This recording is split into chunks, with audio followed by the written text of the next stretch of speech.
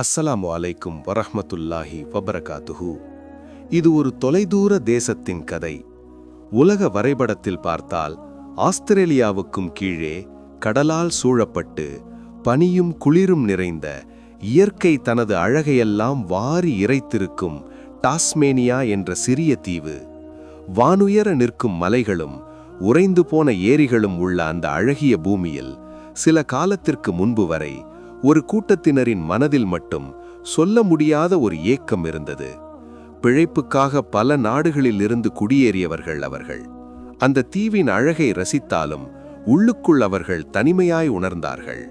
காரணம், ஒரு இறை விசுவாசிக்கு அவனது உள்ளம் அமைதியடைவது தனது இறைவனை வணங்கும் போதுதான்.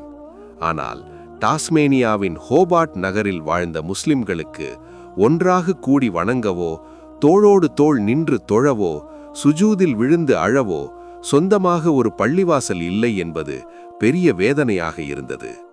யோசித்து பாருங்கள், பாங்கு சத்தம் கேட்காத காலை பொழுதுகள், ஜும்மா தொழுகைக்கு ஒன்று கூட முடியாத வெள்ளிக்கிழமைகள்.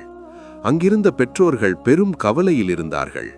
தங்களுக்கு பிறகு தங்கள் பிள்ளைகளுக்கு யார் தீனை கற்றுக் கொடுப்பார்கள்? அல்லாஹுவை பற்றியும் ரசூலை பற்றியும் யார் சொல்லிக் கொடுப்பார்கள்? வீடுகளின் சிறிய அறைகளில் அமர்ந்து அவர்கள் இறைவனிடம் அழுது துவா செய்தார்கள். யா அல்லாஹ், எங்களுக்கு ஒரு இடத்தை நீத்தா, எங்கள் நெற்றி உனக்கு முன்னால் சிரம்பணிய ஒரு இல்லத்தை எங்களுக்கு தந்துவிடு. வருடங்கள் நீண்ட அந்த காத்திருப்புக்கும் பிரார்த்தனைக்கும் பிறகு அல்லாஹுவின் முடிவு வந்தது. அதுவும் யாரும் எதிர்பாராத வழிகளில். ஹூத் என்று பெயருள்ள தீனை நேசிக்கும் ஒரு இளைஞர் மற்றும் அவரது மனைவியின் மனதில் அல்லாஹ் ஒரு பெரிய ஆசையை ஏற்படுத்தினான். முஸ்லிம் சமுதாயத்திற்காக ஏதாவது செய்ய வேண்டும் என்ற அந்த தம்பதியினரின் கடும் விருப்பமே இந்த வரலாற்று மாற்றத்திற்கு தொடக்கமானது. அவர்களின் தேடல் ஹோபார்ட் நகரின் மையப்பகுதியில் கம்பீரமாக நின்ற, ஆனால் காலப்போக்கில் தனித்து விடப்பட்ட ஒரு பெரிய கட்டிடத்தின் முன்னால் வந்து நின்றது. 1903 அதாவது ஏறக்குறைய 120 ஆண்டுகளுக்கு முன்பு கட்டப்பட்ட, கல்லில் செதுக்கிய மிக அழகான ஒரு கிறிஸ்தவ தேவாலயம் அது. நூற்றாண்டுகளாக பிரார்த்தனைகள் ஒலித்த, அநேக மனிதர்கள் அமைதி தேடி வந்த அந்த ஆலயம் கால பழமையாலும் ஆட்கள் குறைவாலும் கைவிடப்பட்ட நிலையில் இருந்தது. அந்த பழைய மரக்கதவுகளையும் கருங்கல் சுவர்களையும் வானத்தை நோக்கி உயர்ந்து நிற்கும் கோபுரத்தையும் கண்டபோது ஹூத் அவர்களின் மனதில் ஒரு ஒளி பிறந்தது. இங்கே வரலாறு உறங்கும் இந்த மண்ணில் ஏன் நாம் இறைவனின் இல்லத்தை அமைக்கக்கூடாது? ஹவுஸ் ஆஃப் கைடன்ஸ் ஹோபார்ட் என்ற அமைப்பின் மூலம் கோடிக்கணக்கில் பணம் கொடுத்து அந்த தேவாலயத்தை வாங்க அவர்கள் முடிவு செய்தார்கள். ஆனால் இந்த கதையின் மிக அழகான தருணம் அங்குதான் நடந்தது. அந்த தேவாலயத்தை கைமாற்றும் நேரத்தில் அங்கிருந்த கிறிஸ்தவ பாதிரியார்கள் சொன்ன சில வார்த்தைகள் உண்டு. உலகில் மதத்தை சொல்லி மனிதனை பிரிப்பவர்களுக்கான பதிலாக அது இருந்தது. தாங்கள் இத்தனை காலம் புனிதமாக பாதுகாத்த அந்த ஆலயம் மற்றொரு மதத்தவரிடம் செல்லும் போது சாதாரணமாக ஏற்படக்கூடிய எதிர்ப்புகளோ கசப்புணர்வோ அங்கு இல்லை.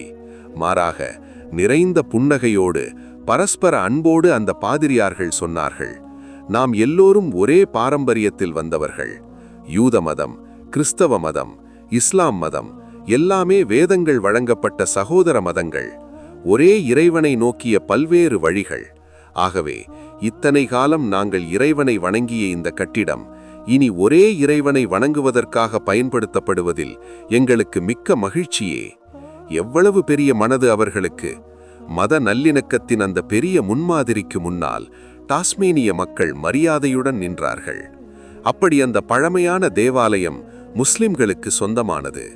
அதன் பிறகு நடந்தது அக்கறையின் மற்றொரு அத்தியாயம்.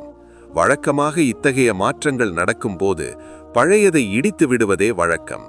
ஆனால் ஹூத் அவர்களும் நண்பர்களும் அந்த 100 வருட வரலாற்றை மதித்தார்கள். அந்த கட்டிடத்தின் வெளிப்புற தோற்றத்திலோ அதன் பழமையான அழகிலோ அவர்கள் ஒரு சிறிய மாற்றத்தை கூட செய்யவில்லை. 1903 கட்டப்பட்ட அந்த பழைய கருங்கல் சுவர்கள், வளைந்த ஜன்னல்கள், அந்த பழைய கோபுரம் எல்லாவற்றையும் அவர்கள் அப்படியே பாதுகாத்தார்கள். மாற்றங்கள் செய்தது உள்ளுக்குள் மட்டும்தான். தேவாலயத்தின் உட்புறத்தை சுத்தம் செய்து அங்கே அழகான விரிப்புகளை விரித்தார்கள்.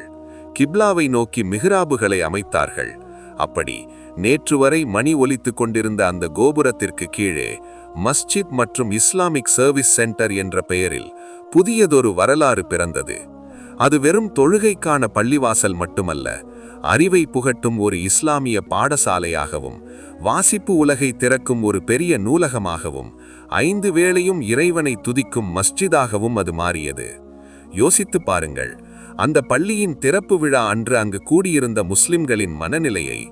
உறைபனிக்காற்று வீசும் டாஸ்மேனியாவில் முதன்முறையாக அந்த பழைய தேவாலயத்தின் கோபுரத்திலிருந்து அல்லாஹு அக்பர் என்ற பாங்கு அழைப்பின் சத்தம் காற்றில் உயர்ந்தபோது அங்கு கூடியிருந்த தாய்மார்களும் தந்தைமார்களின் கண்கள் கலங்கியிருக்கும்.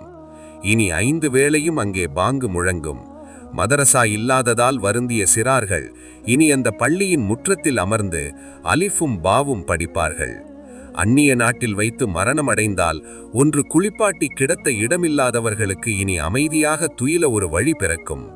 டாஸ்மேனியா என்ற தீவிலிருந்து கேட்கும் இந்த செய்தி உலகுக்கு சொல்லும் ஒரு பெரிய பாடம் உண்டு. வழிபாட்டு தலங்கள் இடிப்பதற்கானவை அல்ல, அது மனிதர்களை இணைப்பதற்கானவை. 120 வருட பழமையான அந்த தேவாலயம் இன்று ஒரு மஸ்ஜிதாக மாறும்போது அங்கே கைமாற்றப்பட்டது கட்டிடம் மட்டுமல்ல, அன்பும் சகிப்புத்தன்மையும் தான். அல்ஹம்துலில்லாஹ், அல்லாஹுவின் திட்டங்கள் எவ்வளவு அழகானவை!